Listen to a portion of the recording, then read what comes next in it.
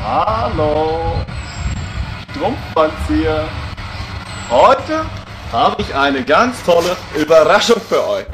Wir versuchen mit Klaus Lagerfeld eine Lagerfeuer zu machen.